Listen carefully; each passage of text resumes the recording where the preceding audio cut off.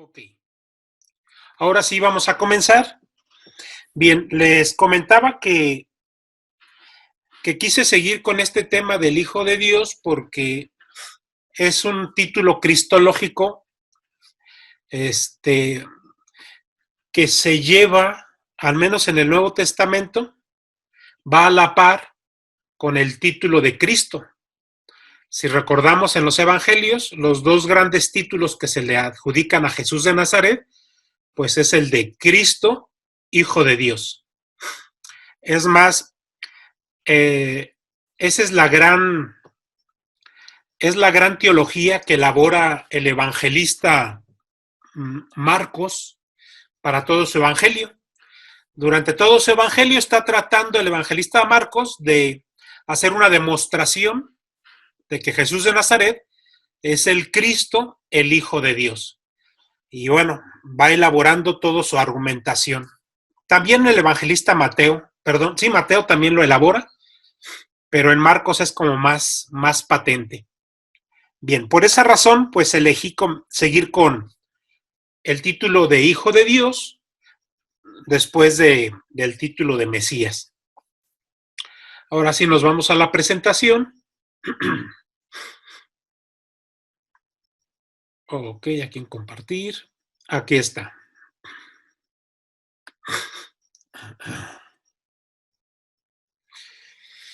A ver.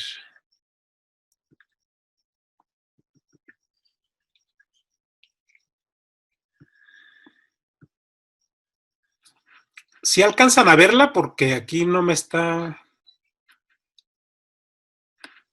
Ay. Sí, profe, sí se ve bien. Sí, porque yo ya no la veo. A ver, déjenme ver dónde se ocultó. A ver. Se ocultó. A ver, déjenme. Aquí está.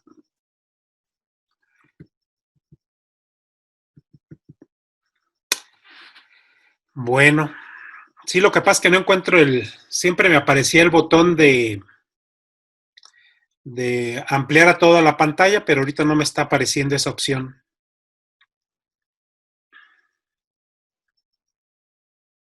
A ver.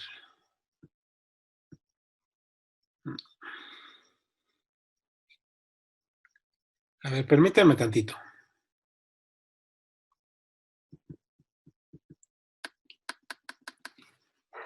Bueno, pues yo creo se perdió, ¿verdad?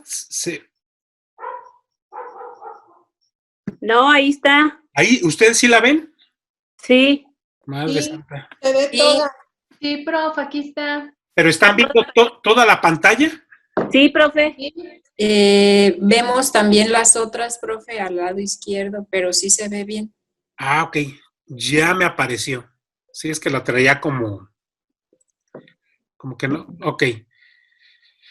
Bueno, déjenme aquí la acomodo. Ya apareció. Muy bien. Entonces vamos a comenzar con este título de Hijo de Dios, que de suyo es muy interesante porque vamos a descubrir que es un título que aparece ya en el Antiguo Testamento, no, aplicado a otros personajes de la misma escritura. Y aquí pongo este texto del Catecismo. Y dice, Hijo de Dios en el Antiguo Testamento es un título dado a los ángeles, también al pueblo elegido, o sea, al pueblo de Israel, a los hijos de Israel y a los reyes. Fíjense cómo aparece aquí para 4 personajes del Antiguo Testamento. Hay que tenerlo muy en cuenta porque a mí una vez me pasó, antes de estudiar Biblia, que llegaron los testigos de Jehová y es que el testigo de Jehová niega la divinidad de Jesucristo. Ellos dicen que no es Dios, que es un profeta, un ser creado por Dios, excelso, pero que no es Dios. Entonces yo les argumentaba que, bueno, pues si se le da el título de Hijo de Dios, pues era divino, ¿no? Entonces me acuerdo que estos testigos de Jehová, antes de estudiar Biblia, pues me sacaron textos del Antiguo Testamento donde se habla de dioses o de hijos de Dios. Entonces me decía, pues, el testigo de Jehová me decía, pues sí, es un título que en el Antiguo Testamento ya existía, así que ¿por qué tratar de querer aplicárselo a Jesús de Nazaret como si él fuera divino? Entonces ahorita vamos a descubrir esos textos, que son muchos, vamos a ver nada más unos pocos, pero vamos a ver cómo es una expresión que se va aplicando por diferentes razones a cada uno de estos personajes del Antiguo Testamento. Continúa aquí en la lectura del Catecismo 441. Dice, significa entonces una afiliación adoptiva que establece entre Dios y su criatura unas relaciones de una intimidad particular. En el Antiguo Testamento, cuando aparece este título de Hijo de Dios, vamos a descubrir que es un Dios que adopta a estos seres. Por ejemplo, hablando del pueblo de Israel, es un pueblo adoptado por Dios. Pero no nada más es adoptado de palabra, sino hay una consagración. Y al recibir este pueblo esta consagración, ahora sí adquiere este título de Hijo de Dios. Dice, cuando el rey Mesías prometido es llamado Hijo de Dios, no implica necesariamente, según el sentido literal de estos textos, que sea más humano. Los que designaron así a Jesús en cuanto a Mesías de Israel, quizás no quisieron decir nada más. O sea, el texto nos está diciendo que Jesús, al recibir este texto de Hijo de Dios, no necesariamente estaban viendo en él su divinidad. Aunque algunos sí, hay que tener cuidado, porque estos textos, a veces cada personaje pues va teniendo cierta, que recibe este título, va siendo por diferente razón. O sea, el catecismo nos dice, posiblemente a Jesús de Nazaret, algunas personas le decían Hijo de Dios, como una forma también de decirle Mesías. Porque recordemos que si el Mesías es el ungido, es aquel miembro del pueblo que es elegido por Dios para llevar a cabo una misión y que recibe una unción, y que en Jesús de Nazaret algunas personas del pueblo así lo veían, posiblemente, y como a los reyes se les llamaba también hijos de Dios, posiblemente a Jesús algunos le dirían Hijo de Dios bajo este principio. Pero eso no pasaba, por ejemplo, con los demonios, ¿no? Vamos a verlo más adelante. Cuando un demonio le decía Hijo de Dios, estaba en todo el entendido de la divinidad de Jesús de Nazaret. Por eso no es un título que de suyo nos esté hablando de su divinidad, aunque sí habla, pero en ciertos contextos de algunos párrafos, posiblemente quien lo dice no está viendo ese trasfondo. Bueno, eso nos dice el catecismo. Continuamos con el catecismo. Dice, Jesús, ¿sí? Sí. no estamos viendo las diapositivas. ¿No las están viendo? Okay. No, ¿Ni esta ni esta? Déjenme. nada más está. ¿No, verdad? No, nada más el Hijo de Dios, el tema. Ah, ok. A ver, algo está pasando. Déjenme. A ver, ahorita me dicen si ya ahora sí la ven. ¿Ya la ven? ¿Ya? Ya. Ah, perfecto. Gracias. Sí, no a ustedes. No, qué bueno que me dicen sí, porque. Ok, estaba yo en este texto, es el que habíamos leído. Ya lo leímos, donde estamos hablando que el mismo catecismo nos habla de que hay varios personajes que reciben este título. Pero después, en el mismo catecismo, en los numerales siguientes, comienzan hablando sobre este título del Hijo de Dios, que adquiere un significado profundo, ahí sí ya un significado de la misma divinidad de Jesús. Por ejemplo, en esta cita de Mateo 16, o no, nada más es en Mateo 16, sí, porque Marcos lo tiene hasta el final. Marcos lo tiene también en el capítulo 16. Pero aquí en Pedro es esta famosa escena, no sé si la recuerden. Sí la recuerdan, esta escena de Pedro cuando hace esta profesión de fe. La había mencionado la semana pasada, que cuando Jesús les pregunta, ¿quién dice la gente que soy yo? Y todos los discípulos comienzan a dar su opinión. Unos dicen que, bueno, la gente dice que es un profeta, otros que es Jeremías, otros que es Elías. Y cuando Jesús les pregunta, ¿y ustedes quién dicen que soy yo? En el Evangelio de Mateo nos presenta a un Pedro que hace una confesión de fe muy profunda, donde lo descubre como el Mesías, el Hijo de Dios vivo, así lo menciona. Tú eres el Cristo, el Hijo de Dios vivo. Inmediatamente después Jesús le responde, esto no te fue revelado por la carne ni por la sangre, sino por mi Padre que está en los cielos, ¿no? O sea, es un Pedro que fue inspirado por el Espíritu Santo para entender que ante él no nada más está un Mesías humano, alguien a quien se le dé el título de Hijo de Dios, así como un Mesías humano, sino que realmente en él está la divinidad del Padre, ¿no? Esta escena es de las escenas, es una escena fundamental en los tres evangelios, tanto en Mateo, Marcos, como en Lucas, donde nos presenta cómo aún antes de que recibieran al Espíritu Santo, aún antes de la resurrección y de la ascensión de Jesús, hay un momento en que los apóstoles adquieren esta certeza de quién es Jesús de Nazaret, ¿no? Pero claro, o sea, como todo ser humano, al poco tiempo los apóstoles caen de nuevo en su confusión, ¿no? Pero es como un momento muy, muy clave de los evangelios. Aquí en el Catecismo 443 dice, si Pedro pudo reconocer el carácter trascendente de la filiación divina de Jesús, Mesías, es porque éste lo dejó entender claramente.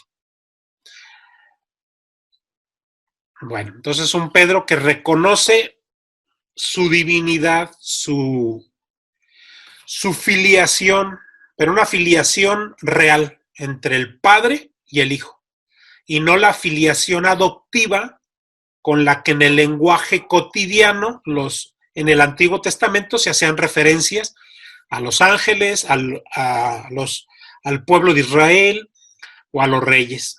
Vamos a ver más adelante. Ahora sí, llegamos aquí a algunos textos donde nos hacen mención como a estos ángeles, a estos seres celestes, también se les daba ese título de hijos de Dios. Aquí nos dan 4 citas, una en Deuteronomio y hay 3 de Salmos, aunque hay más, pero es al menos las que nos dan los textos. Bueno, cuando en la Sagrada Escritura, en el Antiguo Testamento, a los ángeles se les menciona como hijos de Dios, no se les está diciendo que sean, es más, se les llega a decir que son dioses. A los ángeles se les llega a decir en algunos salmos, y ahorita vamos a leer uno, donde dice que son dioses. Bueno, cuando el escritor sagrado está escribiendo esto, no está tratando de decir que hay una como rivalidad en el mundo cósmico de varios dioses, ¿no? Sino que reconoce a un solo Dios verdadero, pero este autor sagrado se ha dado cuenta que dentro del mundo de Dios, dentro de su ambiente celeste, habitan estos seres espirituales que por el simple hecho de habitar junto con Dios, se les da el título de dioses.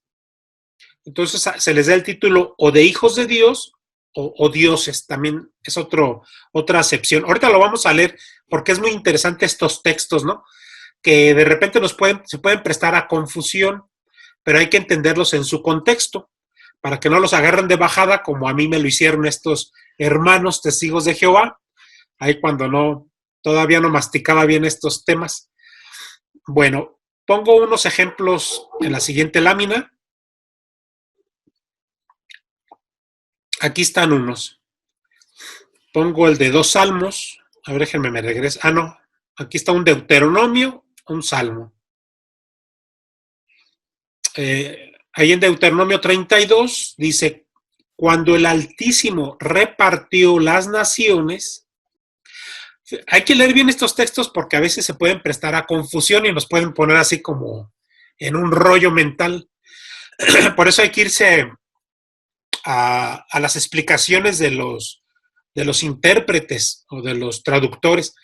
Entonces dice, cuando el Altísimo, o sea Dios, repartió las naciones, cuando distribuyó a los hijos de Adán, fijó las fronteras de los pueblos. O sea, está hablando así como que cuando Dios creó a todos los pueblos y a todos los hombres que habitan esos pueblos, ¿no? Pero después dice, fijó las fronteras según el número de los hijos de Dios. Aquí el autor de Deuteronomio está tratando de decir que Dios repartió a sus hijos, o sea, los ángeles, los repartió entre los pueblos, un poquito como los ángeles custodios de las naciones y de los hombres de esas naciones. Después viene aquí el Salmo 29, otro ejemplo. Dice, rendid a Yahvé, hijos de Dios, rendid a Yahvé gloria y poder. Aquí está refiriendo a estos ángeles, les dice hijos de Dios, que le den gloria, ¿no? Estos ángeles le den gloria a Yahvé. Dice, rendir a Yahvé la gloria de su nombre, postraos ante Yahvé en el atrio sagrado. Es otra acepción, que es un poco confusa a veces. Ahorita vamos a ver una más clara, la estoy dejando al final.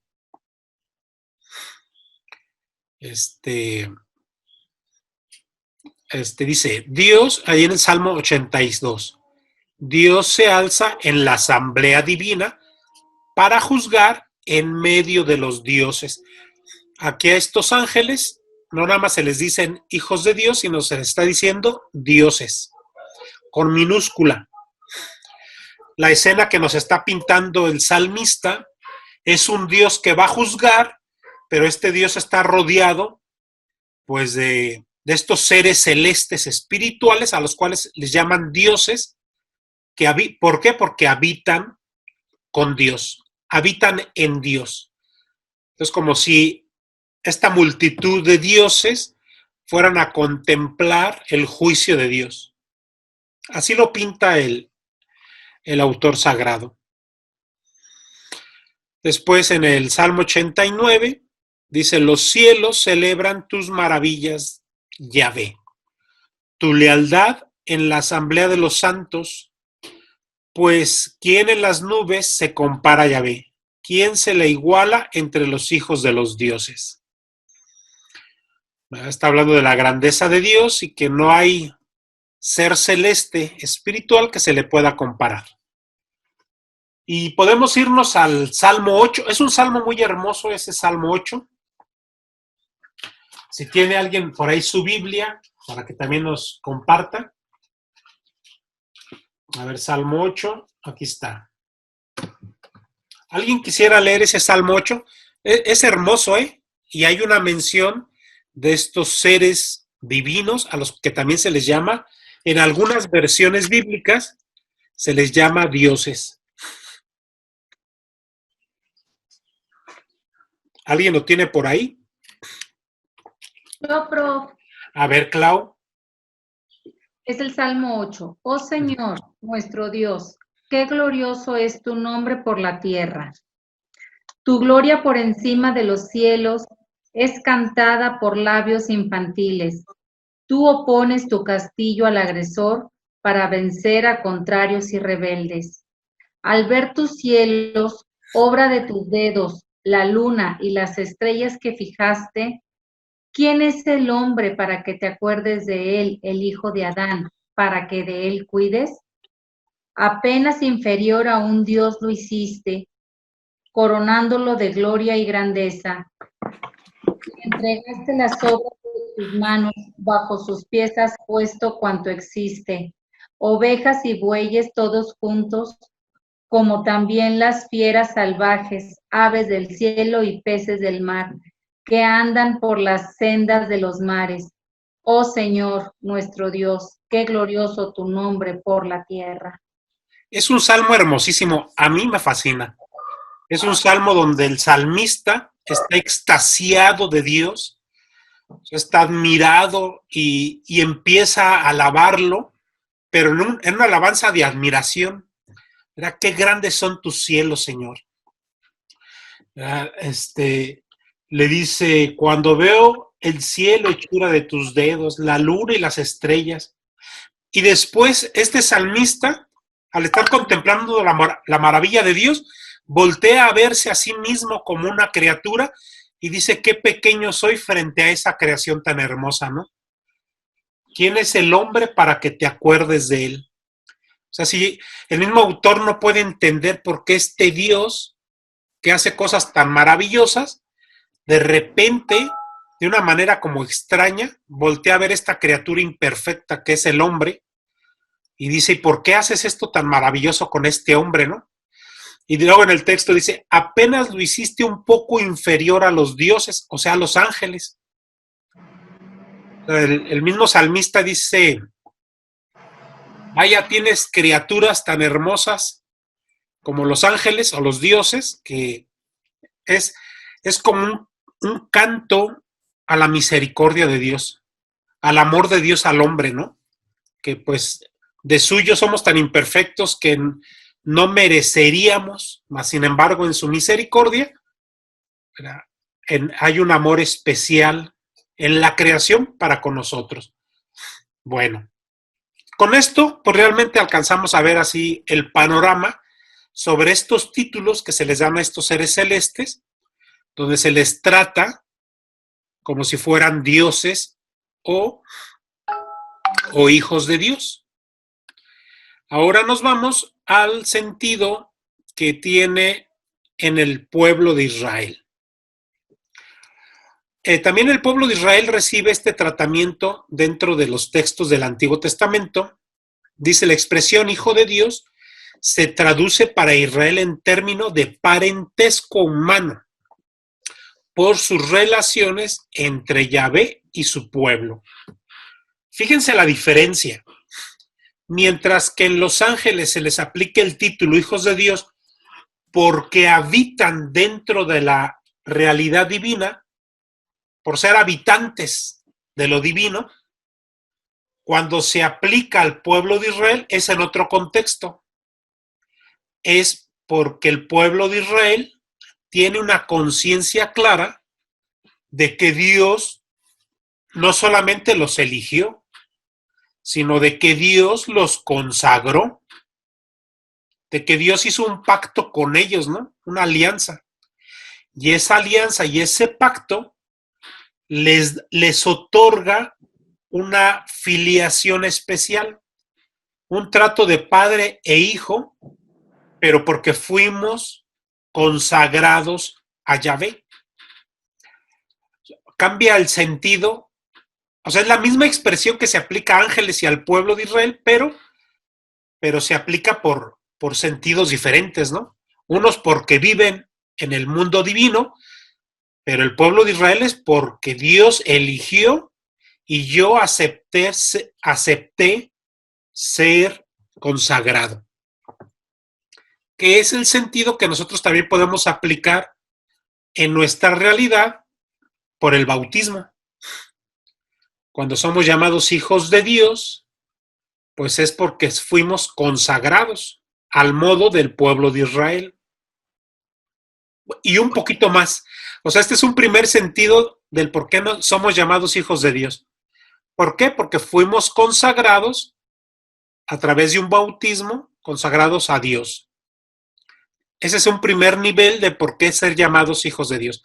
Pero hay otro nivel, lo vamos a ver más adelante. Bien, dice, Israel va experimentando esta filiación adoptiva a través de los acontecimientos de su vida. Es bien interesante esto, ¿eh? A ver, en este periodo del Antiguo Testamento, no es de que el pueblo de Israel tuviera como una serie de teoremas mentales que por ahí alguien les instruyó o que el mismo Moisés, a través de una predicación, los haya llenado como de conceptos, como el decir nosotros somos hijos de Dios por el bautismo, ¿no? Porque eso que decimos en nuestra realidad es una doctrina, es una enseñanza que creemos por fe. ¿Están de acuerdo, no? O sea, lo creemos por fe. En el israelita de este tiempo, no era algo que creía porque recibió una enseñanza y la cree por fe, sino que el israelita de ese tiempo primero experimenta en su vida, experimenta una realidad, o sea, experimenta a un Dios paternal, después lo cree por fe. ¿Sí me explico? O sea, hay una experiencia de vida en el israelita. Entonces, en este pueblo de Israel, no es de que trajeran una doctrina, una enseñanza teórica mental, sino de que estaban ellos viviendo y experimentando en sus vidas la presencia de un Padre bueno, misericordioso, providente, protector. Entonces, ante esa experiencia, el pueblo reconoce esta filiación, reconoce que Yahvé es Padre y yo como pueblo soy hijo, porque hacen una comparativa humana, ¿no? De cómo es la relación de un papá con su hijo. Y pues todo papá normal, digo, porque ahorita en este mundo ya hay cada cosa tan anormal y aberrante, pero pues todo papá normal cuida a su hijo, lo provee, lo tolera, le pasa detalles, le perdona una, luego le castiga a la otra, luego lo vuelve a perdonar. Pues esa relación entre el pueblo de Israel y Yahvé hace que el pueblo pueda decir y pronunciar esta verdad de fe. Somos hijos de Dios, pero porque lo experimentaron.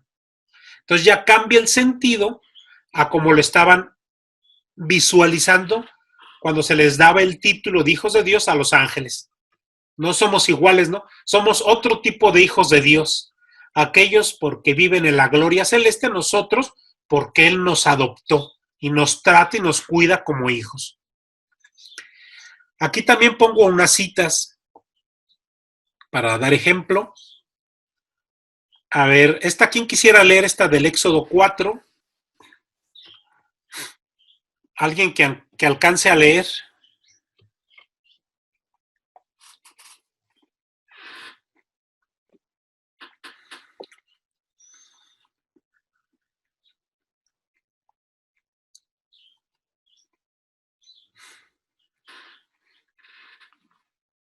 Éxodo 4. Sí, del versículo 19 al 23. Del 19 al 23, ok. Yo. ¿Vicky? Ok. Sí. Muy bien, Vicky. A ver, déjeme nomás. 23, muy bien.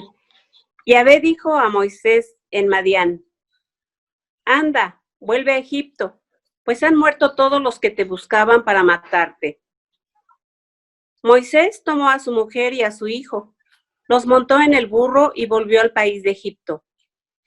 Moisés tomó también el cayado de Dios en su mano. Yahvé dijo a Moisés: Cuando vuelvas a Egipto, harás delante del faraón todos los prodigios que yo he puesto en tu mano. Yo endureceré su corazón y no dejará salir al pueblo. Y dirás al faraón: Así dice Yahvé, mi hijo primogénito es Israel. Por eso yo te digo, deja salir a mi hijo para que me dé culto. Si te niegas a dejarle salir, yo daré muerte a tu hijo primogénito. Palabra de Dios. Te alabamos, Señor. Te alabamos, Señor. Es un texto muy hermoso, pero también es un texto confuso. No sé si allá leerlo les trae como, pues, algunas dudas. Precisamente cuando le dice a Moisés, dile al faraón que voy a endurecer su corazón. Pareciera que es un Dios que elabora una estrategia, un proyecto, y pareciera que a la misma vez él va a provocar las resistencias del faraón para que no pueda salir el pueblo. ¿Sí lo leyeron? Ahí es en el versículo, ¿qué fue? 22. 22, sí. Bueno, pues ahí estamos viendo en este texto, en un lenguaje muy popular, pues nos trata de decir que a veces Dios permite los males para sacar bienes mayores. Si el faraón no hubiera puesto resistencia, este pueblo de Israel no hubiera contemplado las maravillas de Dios en su defensa, ¿no? No hubiera contemplado, no hubiera tenido esa experiencia de libertad, ni hubiera experimentado esa experiencia de salvación del ejército egipcio. Entonces, a veces Dios permite estos males para poder experimentar la presencia de Dios en tu vida. Por eso ahí dice, ¿no?, ese texto. Pero bueno, a lo que nos queríamos tomar, esta expresión, ¿no?, que nos dice ahí en el texto, dice, esto dice Yahvé, mi primogénito es Israel. O sea, un Dios que está reconociendo al pueblo como su hijo mayor, el primero de sus hijos, ¿no? Por eso deja salir a mi hijo para que me dé culto. Aquí un paréntesis, en estos textos del Éxodo, hay como cuando uno los lee parece como si Dios estuviera poniéndose en contubernio con el pueblo para, como a base de engaños, poder ser liberado. Porque ahí el tema era decirle al faraón que los dejara salir a ir a dar culto al desierto a Yahvé y como que después iban a regresar. O sea, tú nada más déjanos salir y vamos a ir a darle culto a Dios, como que ahorita venimos. Pero pues, oh sorpresa, ¿no? La idea era no regresar. Muy bien. Entonces ya vemos otra expresión muy clara. Y después esta cita que a mí también me fascina, esta cita del profeta Oseas. Ahí en capítulo 11 de Oseas, que hay que decir, ¿no? El profeta Oseas es el profeta del amor, es el profeta de la ternura. Recordemos que ahí su mujer le andaba poniendo pues todos los cuernos habidos y por haber, mas sin embargo este hombre, pues lleno de amor, perdonaba, ¿no? Entonces en esta visión de este profeta también de la presencia de Dios, era como una presencia de un Dios bueno, paternal, amoroso y cariñoso. Y en el texto dice así, cuando Israel era niño, fíjense aquí este texto, ¿no?, que nos presenta a un pueblo de Israel en una situación de infancia. Está apenas el pueblo como naciendo, ¿no? Está como gestándose. Todavía es un pueblo que pues tiene pocos años de vida, ¿no? Es un niño, un infante en la fe.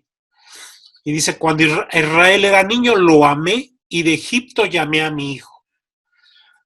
Es un Dios que para hablarle al pueblo de Israel, antes, y esto lo hace con varios profetas, antes de hablarte y de darte una enseñanza, te recuerda el amor que te tuvo. El amor de que yo te saqué y te liberé. Dice, cuando más lo llamaba, más se alejaba de mí. Ofrecían sacrificios a los baales e incienso a los ídolos.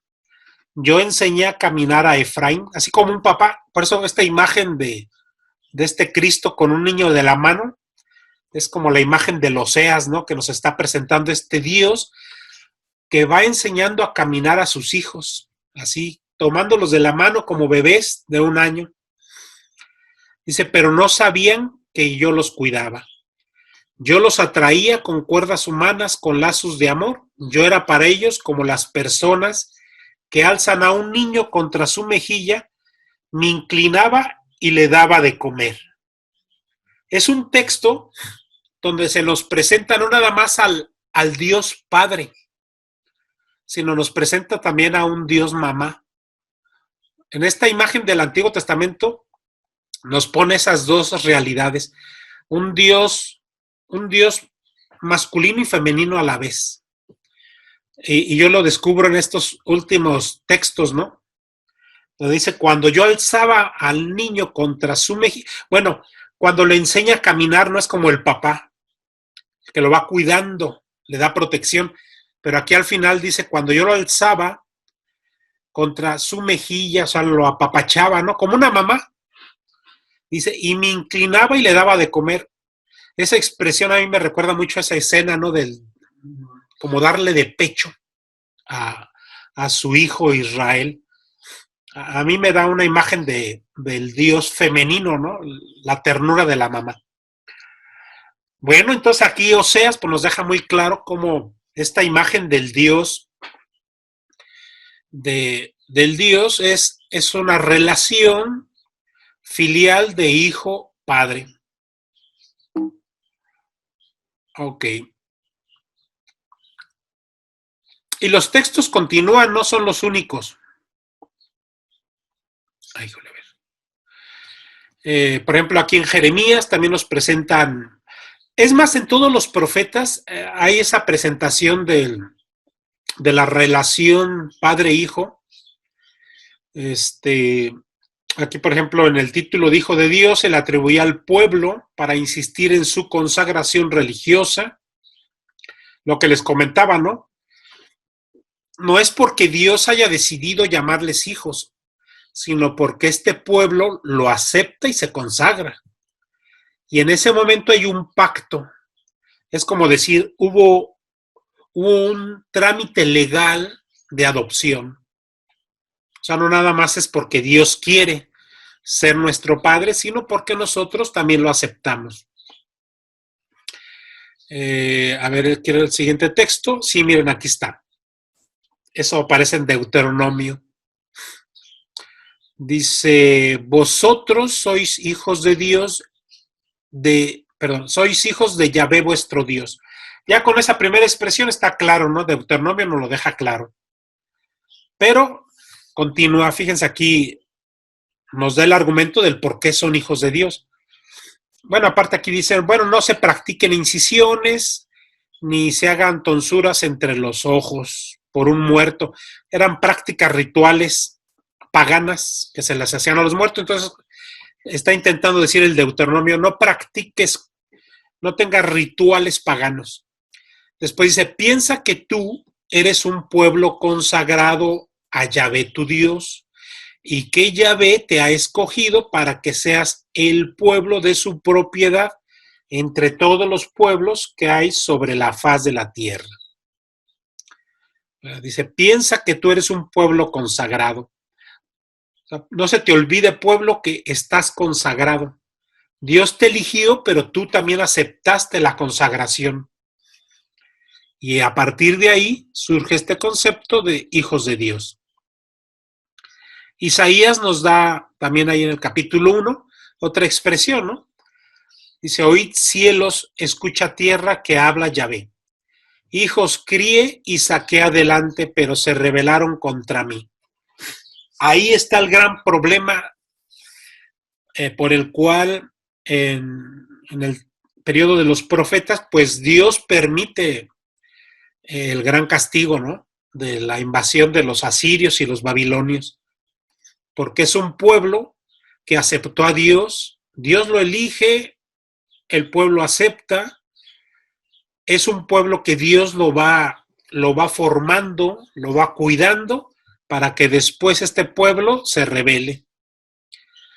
Luego, aquí en tono de ironía, el mismo Isaías: conoce el buey a su dueño y el asno el pesebre de su amor, pero Israel no conoce ni pueblo ni discierne.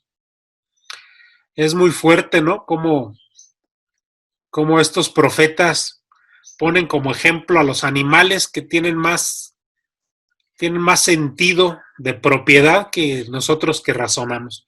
Pero bueno, es una forma en que estos profetas van queriendo hacerle conciencia al pueblo de que tus prácticas idolátricas, tu vida de injusticia, tu vida de paganismo va en contra de lo que tú aceptaste de Dios. Muy bien.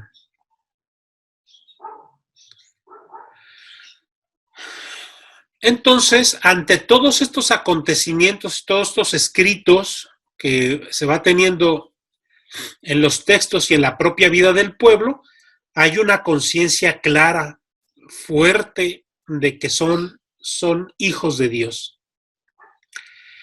Pero ocurre como en muchas realidades humanas. Cuando los hijos se dan cuenta que su papá y su mamá pues los aman, que los proveen, que los cuidan, y el hijo pues llega a ser desagradecido, ¿no? Y a veces también el pueblo, ser desagradecido es porque adquiere como un conformismo, ¿no? Creyendo que así son las cosas y me tienen que aguantar.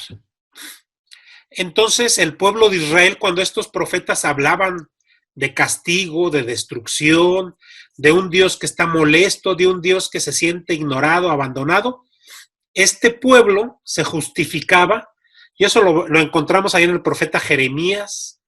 Mucho habla Jeremías, creo Amós también, donde el mismo pueblo se argumenta a sí mismo diciendo: como somos el pueblo de Dios, Dios no nos va a destruir. Un poquito así como en la realidad humana, ¿no? Cuando los hijos dicen: no, pues como mi papá me quiere mucho, mi mamá me quiere mucho, no creo que me castigue o no creo que permita que me meten a la cárcel, ¿no? Cuando el hijo anda haciendo delincuencia. Y pues, oh sorpresa, ¿no? Ocurre que es un papá justo. Bien. Ahora pasamos al otro sentido de estos personajes del Antiguo Testamento, que ahora lo vamos a ver en el rey de Israel como hijo de Dios. Bueno, entonces dice: en Israel los reyes no son divinos, dignos de culto. Aquí es donde encontramos una diferencia con los demás pueblos. En casi todos los demás pueblos vamos a descubrir que los reyes tenían una percepción de sí mismos de ser divinos. Y eso lo encontramos en Egipto, lo vemos entre los mismos babilonios, lo vemos entre los romanos en el periodo de Jesucristo, cómo el adquirir poder y autoridad de gobierno en un pueblo los hacía sentir con una sensación de divinidad, de ser hijos de Dios, ¿no? Es más, estos reyes a veces se sentían como semidioses o a veces llegaban a sentirse inmortales. Mas, sin embargo, en el pueblo de Israel este concepto nunca se dio. El rey en turno era muy consciente de que él no era Dios, de que él no era divino, mas sin embargo era muy consciente de que Dios tenía depositada su mano sobre él, que Dios lo custodiaba, que Dios lo cuidaba, que Dios lo enviaba, pero que él no tenía una divinidad de autonomía. No sé si me explico en cuanto a esto.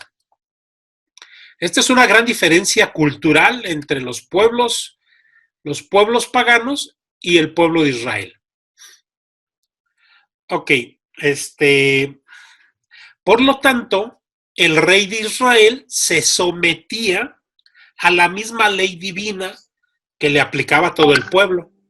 Claro está, ¿no? Que como en cualquier cultura del mundo, los que están en el poder pues buscan ciertos beneficios, lo que actualmente le llamamos la corrupción, y pues sí, también el pueblo de Israel con sus reyes se vivía algo similar, pero el rey era muy consciente de su humanidad y era muy consciente de que le debía de rendir cuentas a Yahvé.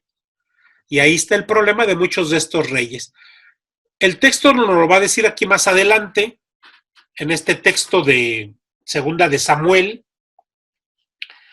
Es un texto que leímos la semana pasada, pero pues valdría la pena volverlo a leer, porque ahí deja muy claro cómo el rey el rey se vuelve como propiedad de Dios. Y en cuanto a eso está el ser llamado hijo de Dios, ¿no? Al ser como propiedad del mismo Dios, el Dios que lo acoge y que gobierna en el nombre de Dios. Pero que claro, los reyes de repente pues se les brincaban las trancas. A ver, aquí hay alguien que quisiera leer esta de Segunda de Samuel 7 del 1 al 17.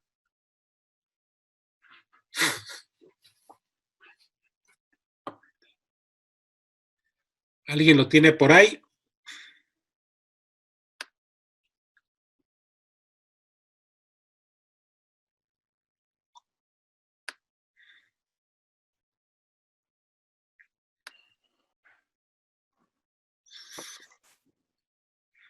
¿Alguien quisiera Yo, leer? profesor, yo. Sí.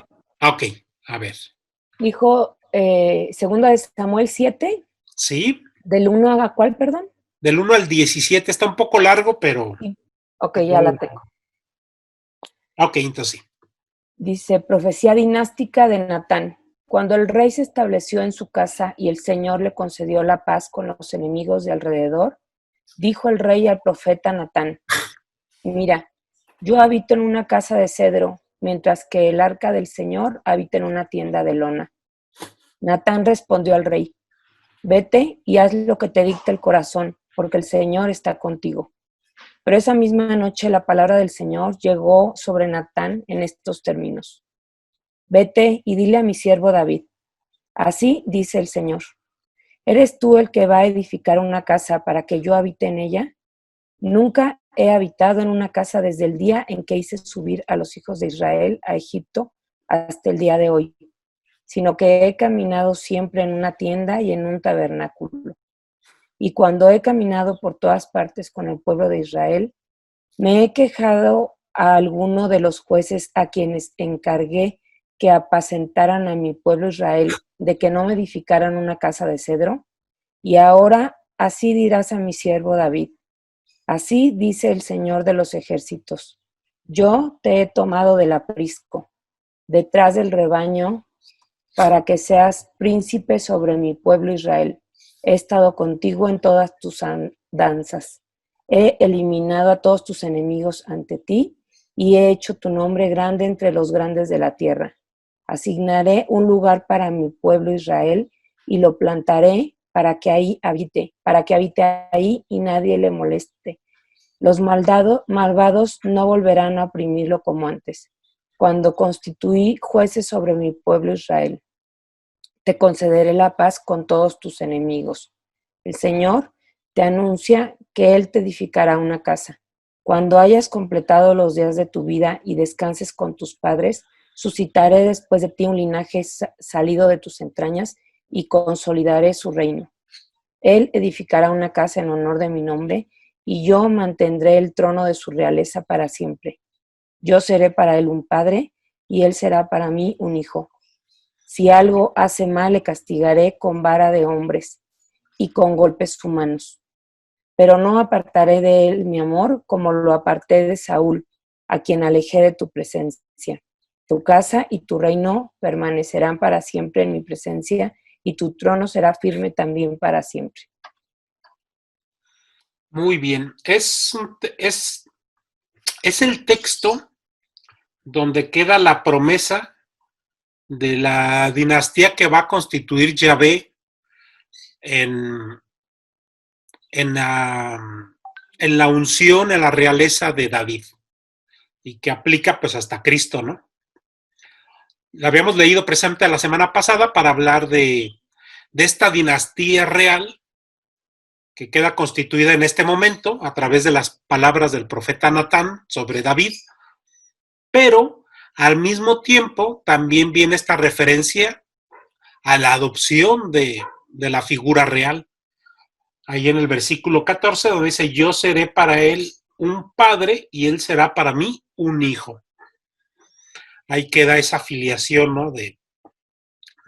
Ese trato íntimo, personal. O sea, es un Dios que aunque adoptó un pueblo, pero al rey es un trato todavía más especial, más íntimo, más personal. Es como ver en la figura del rey la presencia de Dios para gobernar con sabiduría a su pueblo. Que claro está, a veces no se cumplía, pero aquí vienen las palabras, ¿no? Es un Dios que también deja claro que si se porta mal, pues habrá consecuencias. O sea, no es un rey autónomo, sino es un rey sujeto a la voluntad de Dios. Dice, si se porta mal, lo castigaré con vara de hombre y con golpes de hombre. Entonces ahí está fuerte. Y vamos leyendo la historia de Israel y vamos viendo que se cumple. Vamos viendo que el castigo con vara se le aplica al mismo David, ¿eh? Y después a Salomón, a Roboam y los que siguen. Entonces todos los reyes que continúan el linaje de David, cuando obraban con maldad, pues así les iba. Entonces vamos viendo cómo este rey de Israel no tenía una autoridad soberana sobre el pueblo, siempre sujeto a la voluntad de Yahvé. Y es ahí donde nos queda ya muy claro esta presencia de adopción sobre el rey de Israel. También lo vamos a ver ahí presente en otro salmo muy bonito, que es el Salmo 2, que también ya lo habíamos leído porque también nos habla sobre el mesianismo. Fíjense cómo aquí el tema de mesianismo y de hijo de Dios va íntimamente relacionado. En el caso de David, hay una explicación de un linaje mesiánico que está íntimamente unido con tú eres mi hijo, ¿no? O sea, está unido. Por eso en Cristo estos dos títulos son inseparables, porque en Cristo se cumple en plenitud. Todos los evangelios, sobre todo el de Marcos y el de Mateo, hacen ese énfasis en Cristo. Estos dos títulos van íntimamente unidos, ¿no? Porque hacer parte del linaje, eso también le da ser hijo de Dios. A ver si nos vamos ahí al Salmo 2, que también es un salmo que ya leímos la semana pasada, pero vale la pena recordarlo porque maneja este contexto, este otro concepto. ¿Alguien lo tiene por ahí, el Salmo 2? Yo, maestro. A ver, sí, por favor. Todo el Salmo. El drama mesiánico. Ajá. ¿Por qué ¿sí? Sí. ¿Por qué se amotinan las naciones y los pueblos conspiran en vano? Los reyes de la tierra se sublevan, los príncipes aún se alían en contra de Yahvé y su ungido. Rompamos sus cadenas, sacudamos sus riendas. El que habita en el cielo se ríe, Yahvé se burla de ellos. Después les habla irritado, les espanta lleno de cólera. Yo mismo he consagrado a mi rey en Sión, mi monte santo. Haré público el decreto de Yahvé. Él me ha dicho, tú eres mi hijo, hoy te he engendrado. Si me pides, te daré en herencia las naciones, en prosperidad la inmensidad de la tierra. Los machacarás con el cetro de hierro, los pulverizarás como vasija de barro. Por eso, reyes, piénsenlo bien, aprendan la lección, gobernantes de la tierra. Sirvan a Yahvé con temor, temblando besen sus pies, no sea que se irrite y se pierdan, pues su cólera se inflama en un instante. Dichoso quien se acoge a él. Palabra de Dios. Muy bien. Ahí vemos cómo está íntimamente igual, ¿no? Que en la narración de la profecía David está íntimamente ligado el tema de la unción y el tema de el ser hijo de Dios, ¿no? Dice, tú eres mi hijo, yo te he engendrado. Que decíamos que son las palabras que después se aplican en la unción, en el bautismo de Jesús. Bueno, vamos a continuar. Ya esto queda claro. Bueno, aquí ya es el texto que ya leímos. Salmo 89, es otro salmo, dice, he encontrado en David un servidor. Con mi óleo santo lo he ungido mi mano, le dará firmeza, mi brazo le hará fuerte. La primera parte, unción, el Cristo, ¿no? Después, él me invocará, Padre mío, mi Dios, mi roca salvadora, y yo lo nombraré mi primogénito, altísimo entre los reyes de la tierra. Ahí encontramos los dos títulos, otra vez fuertemente ligados, y en Cristo los vamos a descubrir en plenitud. Y aquí ya llegamos ahora al Nuevo Testamento. Bien. Dice el título mesiánico, el título de Hijo de Dios es fácilmente asociado al de Cristo. Y aquí nos presentan unos textos. Dice, por lo que en ocasiones podemos hacer interpretaciones equivocadas. Bueno, este Mateo 16:16 sería el mismo que hablamos en un principio, ¿no? Es la proclamación de fe de Pedro, cuando lo reconoce como tú eres el Cristo, el Hijo de Dios vivo. Y lo que le repite, ¿no? Esto no te ha sido revelado ni por carne ni por sangre. Entonces va, y bien curioso, por ejemplo, Marcos, el evangelista Marcos, a ver, fíjense, el evangelista Mateo, en la misma escena de Pedro que proclama la fe, ante la pregunta de Jesús de Nazaret que le dice, ¿y tú quién dices que soy yo? En ese mismo momento, para Mateo, Pedro repite esta frase, ¿no? Tú eres el Cristo, el Hijo de Dios vivo. Pero para Marcos no ocurre en el mismo momento. Para Marcos, en esta escena, simplemente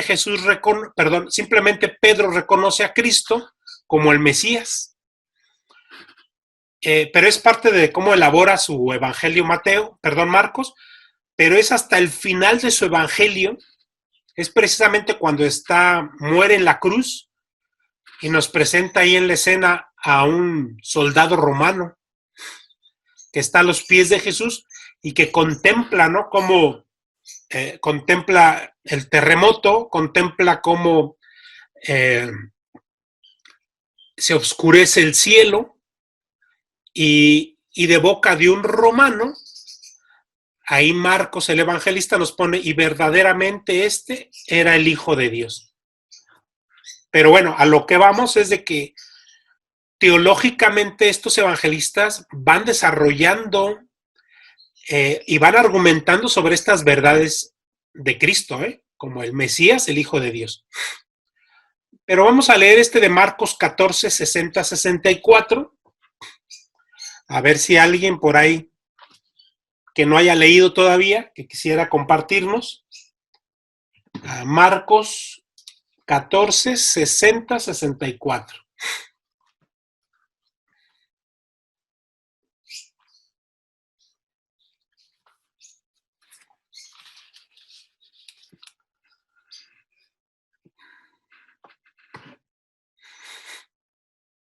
¿Ya alguien lo encontró? Yo, profe. Ah, ok, no. Yo ya leí. Sí, ok. Entonces, Nancy. Ajá. Sí. 14:60. Entonces se levantó el sumo sacerdote y poniéndose en medio preguntó a Jesús: ¿No respondes nada? ¿No oyes lo que estos atestiguan contra ti? Pero él seguía callado y no respondía nada. El sumo sacerdote le preguntó de nuevo: ¿Eres tú el Cristo, el Hijo del Bendito? Jesús respondió: Sí, yo soy. Y veréis al Hijo del Hombre sentado a la diestra del Padre y venir entre las nubes del cielo. El sumo sacerdote se rasgó las túnicas y dijo: ¿Qué necesidad tenemos ya de testigos? ¿Acabáis de oír la blasfemia? ¿Qué os parece? Todos juzgaron que era reo de muerte.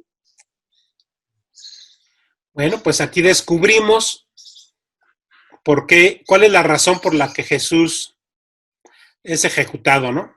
Precisamente por declararse el Hijo de Dios. Pero aquí el sumo sacerdote no lo está entendiendo como el Hijo de Dios Mesías o el Hijo de Dios real, como si fuera un rey, pues Jesús, sino lo está reconociendo como el divino, porque él mismo aquí se presenta como aquel que va a bajar entre las nubes y que está sentado a la derecha del Padre. Eso de estar sentado a la derecha del Padre, eso no, pues no era reservado para ningún monarca.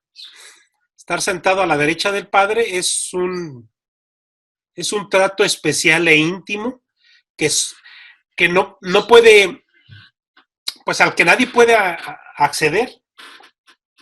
En las costumbres reales de la época, pues el que se sentaba a la derecha del rey era como alguien muy importante para el mismo rey y alguien a quien el rey le iba a confiar todo, ¿no?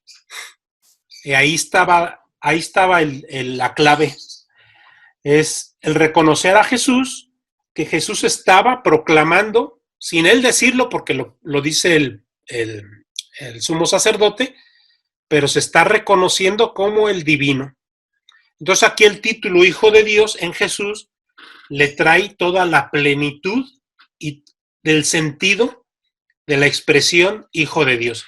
Mientras vamos viendo que en el pueblo, en el rey y en los ángeles tiene otro sentido la misma palabra. Muy bien. Por ejemplo, aquí en esta escena de las tentaciones en el desierto, pues el gran conflicto del tema entre Satán y Jesús es una demostración de ser hijo de Dios, porque el mismo Satán es como lo confronta, ¿no? Si tú verdaderamente eres hijo de Dios, y que en últimas cuentas, también aquí Satán nos está presentando una imagen de hijo de Dios que muchas veces quisiéramos, como una tentación, nosotros vivir, ¿eh? Como un hijo de Dios que resuelve todo, un hijo de Dios que todo lo tiene bajo control, un hijo de Dios que nos va a resolver, que resuelve todo mágicamente, creo es la clave, ¿no? O sea, es un Satán que está confrontando a Jesús para que él actúe con magia, para que él actúe como bajo capricho personal, un poquito tentando a Jesús para que él se haga independiente al Padre. O sea, como tengo la autoridad de ser hijo de Dios, entonces yo decido convertir estas piedras en pan. Como soy hijo de Dios, me voy a lanzar del templo y no me va a pasar nada. O sea, es una tentación muy velada, ¿no? Entonces, a veces, y nosotros a veces también esperamos de Jesús que actúe como un hijo de Dios que nos va a resolver todos los problemas. Y no el hijo de Dios que está unido a la voluntad del Padre y que están y en esta voluntad del Padre hay todo un plan divino y que a veces las cosas pasan porque es parte del plan divino, pero a mí me incomoda ese plan divino, ¿no? Entonces a veces confrontamos a Jesús, así como Satanás. Si tú eres el Hijo de Dios, entonces, pues cúrame, entonces dame esto, entonces dame aquello. Es como la gran tentación, ¿no? Que bueno, es que la gran tentación es desvincularte de la voluntad y del proyecto del Padre. Bueno, entonces este es uno de los textos donde... Y que bueno, en la misma respuesta de Jesús, y que es bien interesante porque esta escena, la discusión que desarrolla Satán con Jesús, va en torno a los textos bíblicos, sobre todo el del Deuteronomio. El Satanás le replica con un texto del Deuteronomio y Jesús le responde con otro texto del Deuteronomio. En últimas cuentas, se están confrontando con la palabra de Dios. O sea, la palabra de Dios es como la herramienta con la cual se está generando la tentación. La mala interpretación del texto es la tentación. ¿Sí me explico, no? Entonces, por eso es como ser muy cautelosos en esto de interpretar, porque, digo, hasta Satanás le quiso aplicar a Jesús una malinterpretación bíblica. Jesús le corregía, ¿no? Bíblicamente. Bien, pero ahí vemos la gran presencia, ¿no? De este título.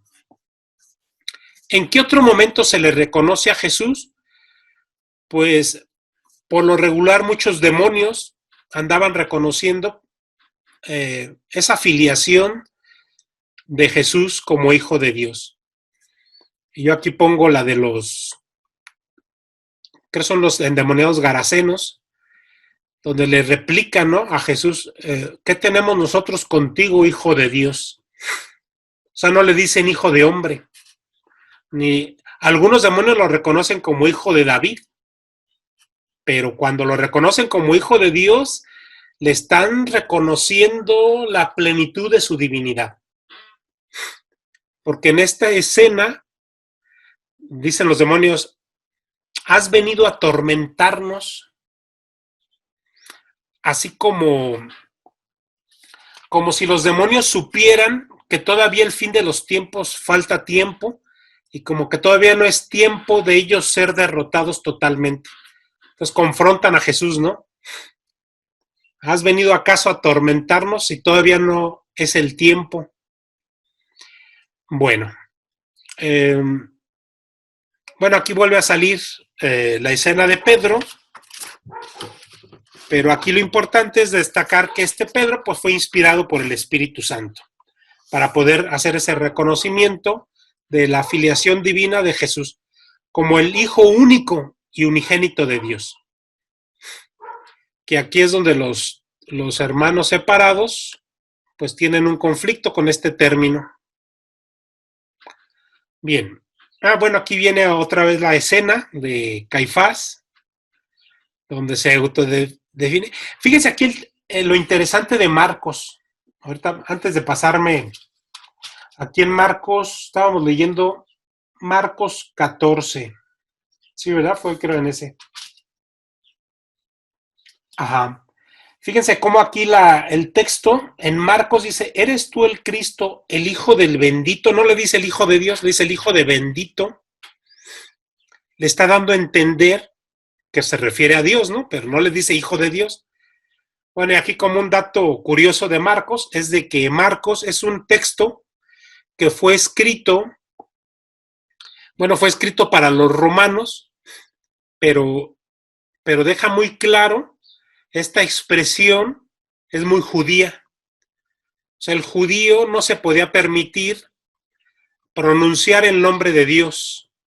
Entonces, el judío tenía que usar palabras sinónimas o que te trajeran a la mente, pero porque no puedes pronunciar el nombre de Yahvé. Entonces, aquí le dice el bendito. Es como un dato curioso de Marcos, ¿no? Que usa expresiones muy judías. Bueno, ya en Mateo le dice literalmente el Hijo de Dios. Son Son las curiosidades dentro de los mismos evangelistas. Y por último, como les había comentado, el mismo Marcos en su teología, donde pues todo el evangelio es una argumentación lógica y una demostración de que en la persona de Jesús de Nazaret se cumple el mesianismo y la filiación divina. Entonces, pues vamos a recordar que este evangelio está dividido en 2 partes, tiene 16 capítulos y que la primera parte, que termina ahí en el capítulo 8, hace todo un desarrollo el evangelista Marcos para demostrar que Jesús es el Mesías, el ungido, y que en la segunda parte, ahí en el capítulo 15, con esta escena está haciendo una demostración, pero no nada más en la escena, sino en toda esta segunda parte va desarrollando este argumento de la filiación divina de Jesús. Y que lo pone en boca de un romano, porque Marcos pues está escribiéndole precisamente al pueblo romano su evangelio. Entonces, quien reconoce la divinidad de Jesús, pues es un pagano. Es un dato curioso, pues, del mismo evangelio. Bueno, me voy a regresar tantito porque aquí hay algo interesante que se me olvidó comentar. Que es precisamente en esta escena, es es precisamente en el reconocimiento de Pedro, donde Pedro reconoce que Jesús es el Cristo, el Hijo de Dios. Bien curioso, uno lee esa escena, capítulo 16, y la escena siguiente, es más, si nos vamos a nuestras Biblias, a ver, vámonos a nuestras Biblias para que lo vean. Ahí en el capítulo 16, miren, profesión de fe de Pedro, versículo 13, donde Pedro lo reconoce, le reconoce su divinidad, su mesianismo, y en el capítulo 21, en el versículo 21, o sea, terminando la proclamación de fe de Pedro, inmediatamente después viene el primer anuncio de la pasión. O sea, es un Jesús que, igual que el demonio, no por ser hijo de Dios, me vuelvo inmune, intocable y ando haciendo como resolviendo los problemas a todos, sino precisamente por este mesianismo y por esta divinidad, vengo a hacer entrega de mi persona en sacrificio. Por eso inmediatamente viene un primer anuncio y textos más adelante viene el segundo y el tercer anuncio de la pasión. Es un Jesús que nos deja muy claro, ¿no?, que su mesianismo y su divinidad van íntimamente unidos a su pasión. Y que eso pues también nos va a ayudar mucho a entender nuestra fe, ¿no? Su mesianismo y su divinidad van íntimamente unidas pues a nuestra realidad, a nuestras dificultades y a nuestros sacrificios. O sea, vaya, no nos vuelve inmune, sobre todo en este tema de la enfermedad, ¿no?, que a veces podríamos caer en esa tentación de sentirnos inmunes por el simple hecho de ser discípulos de Jesús. Ser inmunes a un virus, y pues no. Hay una realidad ahí presente humana, ¿no?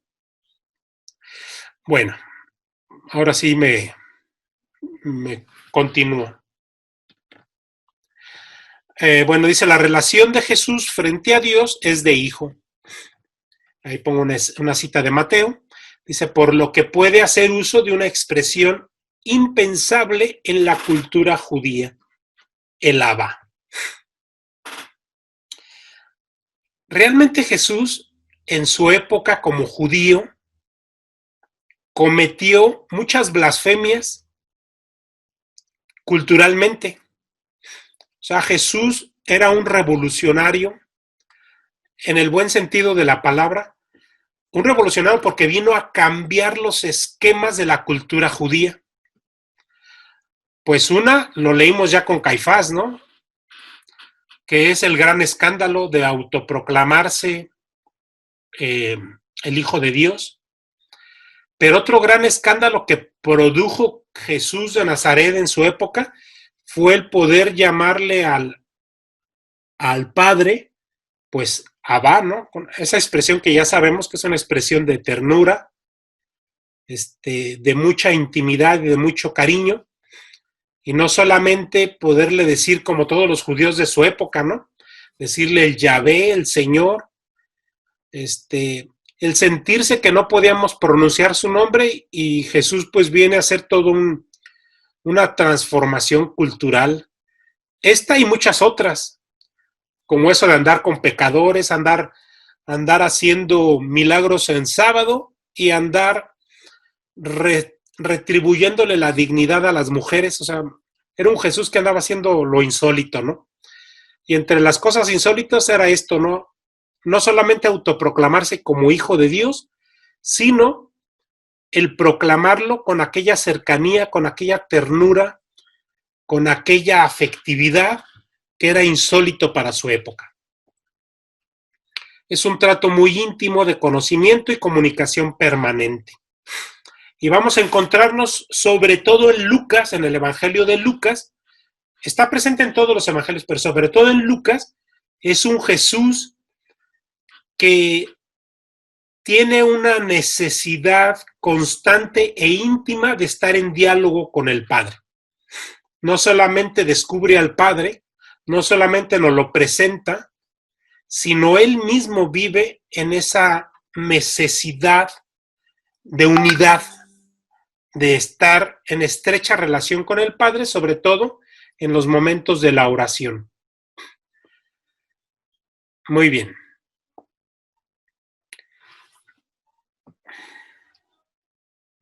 Por la resurrección de Jesús, los apóstoles comprendieron finalmente el misterio de la filiación divina.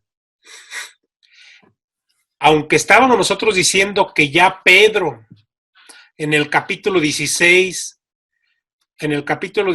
de Mateo y en el capítulo 8 de Marcos, ya reconoce en Cristo su mesianismo y su filiación divina, y que vamos viendo destellos porque ya los demonios lo reconocen, porque ya los enfermos, mas sin embargo, es hasta el momento de la resurrección en que esta verdad de fe es asimilada por los discípulos y por las iglesias nacientes.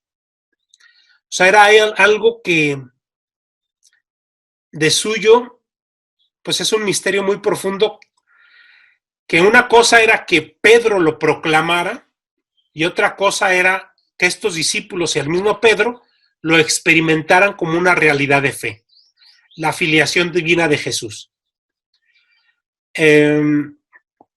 Bueno, aquí pongo otras citas del Salmo 2 que ya leímos, precisamente que se cumple por los mismos evangelistas. Este Salmo 2, donde dice, tú eres mi hijo amado, hoy te he elegido, que viene en el Salmo 2, pues se cumple en el bautismo de Jesús en los evangelios sinópticos.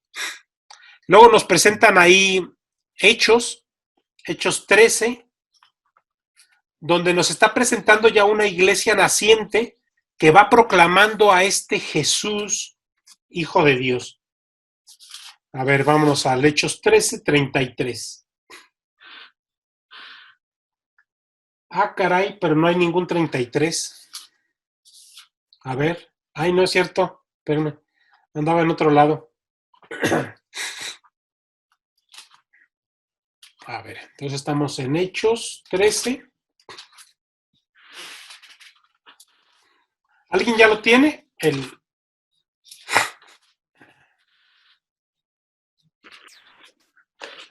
Sí, Hechos 33. Ajá. 33. Sí.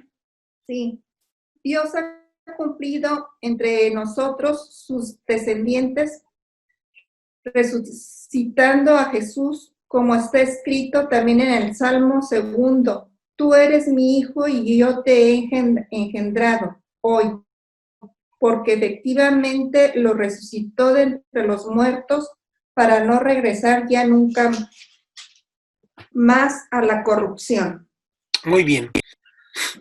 Vemos estos anuncios que se van de las predicaciones, tanto de Pedro como de Pablo, ahí en Hechos de los Apóstoles, donde van anunciando, ¿no? Que precisamente esta divinidad de Cristo, que le es entregada por el Padre, se ve manifestada plenamente en el acontecimiento de la resurrección. ¿Verdad? Dios no resucita a todos, sino Dios resucita a su Hijo amado. Bueno, lo vemos aquí en Hechos, pero aquí creo que anoté mal. Al día siguiente de Pentecostés, que es el capítulo 2 de Hechos, nada más que aquí puse otras dos citas, que son las predicaciones de Pedro, que igual sigue anunciando cómo es a través de un Cristo resucitado, que es Hijo de Dios, que ahí se demuestra su filiación divina y que viene a traernos salvación. Bueno, vamos a continuar. Ahora aquí vienen unas citas de San Pablo, donde ya San Pablo ahora nos ayuda a cuajar esta experiencia del ser hijo de Dios, que es toda una teología que Pablo va desarrollando. Si se fijan aquí bueno, es en sí todo Pablo, aunque mucho trabaja estas teologías en el libro de Romanos.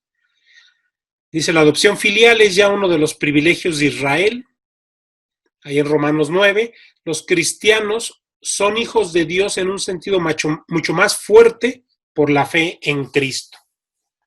Eso es un Pablo que desarrolla la teología de que somos hijos de Dios por el bautismo. O sea, para San Pablo ahí está la clave de nuestra filiación divina, ya que en nosotros, en nuestros cuerpos, por fe, replicamos la experiencia de muerte y de resurrección de Cristo. Entonces nosotros recibimos, por los méritos de Cristo, el ser llamados hijos de Dios, a modo de Él. Por eso es a través de la fe, porque recordemos el tema de la justificación para Pablo. Una vez que adquirías fe, la fe te llevaba a ser justificado a través del bautismo. Creo que más adelante tengo otras citas. A ver, déjenme. Aquí están estas. Ahí vienen ya las expresiones. Por ejemplo, Romanos 8:14. Porque todos los que son guiados por el Espíritu de Dios, estos son hijos de Dios. Para Pablo está muy claro que el Espíritu de Dios entra en nosotros a través del bautismo. En Gálatas 3:26, todos ustedes son hijos de Dios mediante la fe en Cristo Jesús. Pero para Pablo, cuando habla de la fe, es porque aceptas a Cristo en tu vida y eres bautizado, aunque no mencione la palabra bautismo. Y en Juan, en el Evangelio de Juan 1:12, mas a todos los que le recibieron, a los que creen en su nombre, les dio potestad de ser hijos de Dios. Que también viene siendo el tema de la fe. Entonces aquí entramos en un gran tema, ¿no? Que es el de los temas desde la fe, ¿no? Cómo solamente podemos nosotros ser llamados y reconocidos hijos de Dios solo a través de un bautismo, un bautismo de fe. Y aquí el problema es cuando empezamos a hablar de aquel que no ha sido bautizado, si se le puede llamar hijo de Dios. Bíblicamente, pues no. ¿Verdad? En sentido estricto bíblico, pues no. ¿Cómo podemos reconocer a los demás seres humanos que no son bautizados? Pues se les reconoce como criaturas de Dios. A veces también se les reconoce en algunos textos del magisterio como hijos, pero no en sentido pleno, sino en el sentido de de ser creados por un Dios paterno, ¿no? Entonces, la expresión hijo de Dios en plenitud la vivimos solamente los bautizados. Y de ahí, pues, es para todo una discusión, ¿no? Dice, la teología de la filiación divina viene a ser el tema dominante para San Juan. Jesús habla claro en cuanto a las relaciones entre el Hijo y el Padre. San Juan es un evangelio que también nos deja muy claro esta intimidad y unidad entre el Hijo y el Padre. El Padre y yo somos uno mismo, el que me ve a mí ve al Padre, el Padre comunica todo al Hijo porque lo ama. Bueno, el Evangelio de Juan es muy pleno en ese sentido. El Evangelio de Juan nos presenta a un Cristo que sale del Padre, de la esencia del Padre, de su ser, y que una vez que asciende al cielo, retorna a la esencia del Padre. Es una de las grandes teologías de San Juan, donde nos deja muy clara este título de Hijo de Dios en el sentido pleno. Sí, aquí ya va adquiriendo este sentido pleno que no se veía en el Antiguo Testamento. O sea, en Jesús ya lo vemos en plenitud. Solamente aquel que sale del Padre puede regresar al Padre. Toda una teología de San Juan.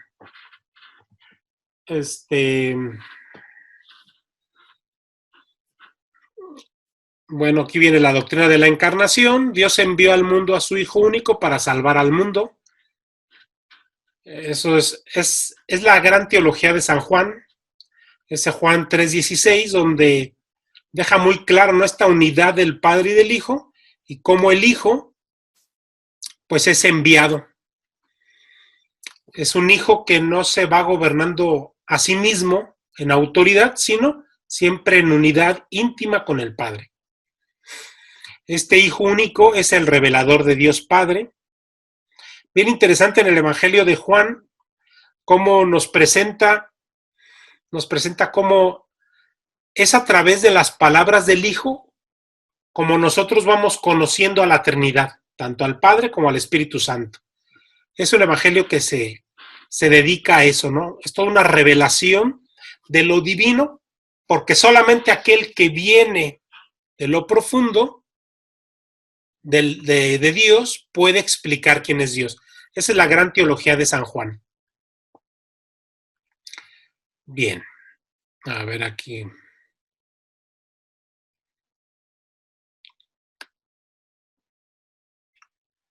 A ver. Ok, dice, los hombres hijos adoptivos de Dios. Hijos adoptivos, Jesús enseña a los suyos a llamar a Dios Padre, Padre nuestro, y les da el título de hijos de Dios. Bienaventurados los que trabajan por la paz, porque ellos serán llamados hijos de Dios. Es un atributo que el Hijo nos otorga a nosotros, sus seguidores. Y aquí viene la pregunta, y el que no lo sigue, pues difícilmente le podremos dar este título de hijo de Dios. Que hay que entender lo que todo brota, porque en nosotros se replica, a través del bautismo, se replica la muerte y resurrección de Cristo a través de mi bautismo. Y solamente por eso, al yo ser cristificado a través de un bautismo, puedo yo decirme a mí mismo ser hijo de Dios. Bueno, aquí ya por último pongo un pequeño ejercicio de argumentación bíblica precisamente con este tema, precisamente porque frente a los testigos de Jehová, pues es todo un tema el asunto sobre la divinidad de Jesús de Nazaret, ya que ellos pues no reconocen su divinidad. Entonces hice un pequeño argumento usando las citas que ya estuvimos viendo para poder justificar, ¿no?, desde los textos bíblicos, justificar pues que Cristo es divino, que Jesús de Nazaret es el divino. Bueno, entonces yo un primer argumento, ¿no? pongo, aunque en el Antiguo Testamento a muchos se les dio el título de hijos de Dios o divinos, en sentido amplio, a los ángeles, a los reyes y al pueblo de Israel, podremos preguntar, ¿y por qué creer que si Jesús de Nazaret se le dijo hijo de Dios, por qué creer que es divino? Sería una pregunta muy propia de los testigos de Jehová, ¿no? Entonces la respuesta la veríamos en el siguiente esquema. No, todavía no vi la respuesta porque estoy argumentando sobre el mismo principio, ¿no? Que a estos seres del Antiguo Testamento se les llamaba hijos de Dios, y pongo el Salmo. Pues ¿quién en las nubes se compara a Yahvé? ¿Quién se le iguala entre los hijos de los dioses? Y si leyendo este texto uno dice, bueno, pues ciertamente, pues si a tantos se les decía hijos de Dios o dioses, pues como por qué creer que Jesús de Nazaret es divino, si era un título común. Bueno, aquí también al pueblo de Israel. Este es es como el resumen de toda la sesión. ¿Por qué decirle también al pueblo de Israel que era hijo de Dios? Bueno, pues aquí pongo el texto de Oseas 11. Dice, cuando Israel era niño, lo amé, y de Egipto lo llamé a mi hijo. Bien. Dice, sería la siguiente cuestión, dice, y a los reyes de Judá, según las promesas de Dios, a David hecha por medio de Natán. Y pongo el texto. Dice, yo seré para él un padre, él será para mí un hijo. Fue el texto que leímos hace rato, ¿no? De segunda de Samuel. Pues leyendo estos textos, pues sí sería difícil entender por qué Jesús habríamos de creer que cuando se le dice hijo de Dios, pues en él se le refiere precisamente por su divinidad. Dice, pero en Jesús de Nazaret, el título de hijo de Dios recobra plenitud tanto al proclamarlo Pedro, fue inspirado por Dios. Y aquí pongo la cita de Mateo 16, donde, bueno, pues es proclamado, ¿no? Como por el mismo Pedro, como el Hijo de Dios vivo. Y aquí es importante también la respuesta de Jesús. La respuesta de Jesús a Pedro es, esto no te fue revelado por la carne, sino por el Padre. O sea, esto que acabas de decir no es un título común dentro del Antiguo Testamento. Es un título que te ha sido revelado por el Padre, porque es muy profundo lo que acabas de decir. Seguramente Pedro se asustó de lo que dijo, ya una vez que lo pensó bien. Dice, y a causa de su muerte, es por blasfemia al proclamarse hijo de Dios ante Caifás. Este también es un buen argumento ahí con los hermanos, bueno, con los testigos de Jehová, porque los protestantes sí reconocen a Jesús como el divino. Aquí el problema son los testigos de Jehová y los mormones, que traen ese conflicto de reconocer a Jesús como Dios. Entonces, un buen argumento es, bueno, pues, si proclamarse hijo de Dios era un título común en el Antiguo Testamento, luego, ¿por qué el sumo sacerdote, conocedor de ese Antiguo Testamento y conocedor de la ley, se escandalizó al punto de condenar a muerte a Jesús si él solamente se proclamó el Hijo de Dios? Pues no sería para tanto. O sea, realmente un sumo sacerdote se escandaliza, ¿no? Al punto de declarar muerte para Jesús. Y aquí viene, bueno, pues la cita de Mateo, porque la que leímos fue de Marcos. En esta, como les comentaba, viene un poco diferente. Dice, te conjuro por Dios vivo que nos digas si tú eres el Cristo, el Hijo de Dios. ¿Se recuerdan ahí en Marcos? Dice, dinos si eres el Hijo del bendito. Aquí es más claro. Respondió Jesús, tú lo has dicho, y a partir de ahora verás al Hijo del Hombre a la derecha del poder. Pues más claro que en agua, ¿no? Creo que con estas citas nos ayudarían un poco a argumentar sobre este título que aplica a Jesús y cómo este título, pues, se le está reconociendo su divinidad. Aunque en textos del Antiguo Testamento este título fuera aplicado en otras acepciones, pero en Cristo, pues, se da en el sentido pleno de la palabra. Muy bien, pues miren, ya con eso terminamos. ¿Siguen ahí? ¿Sí, verdad?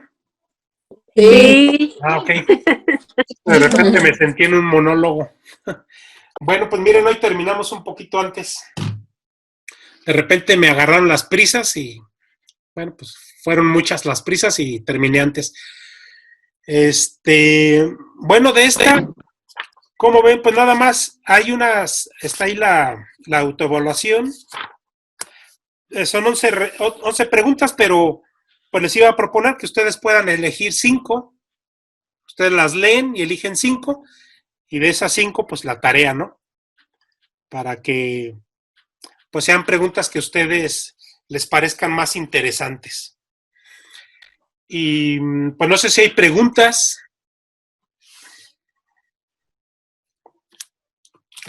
¿Alguna pregunta por ahí? ¿No? ¿Todo bien?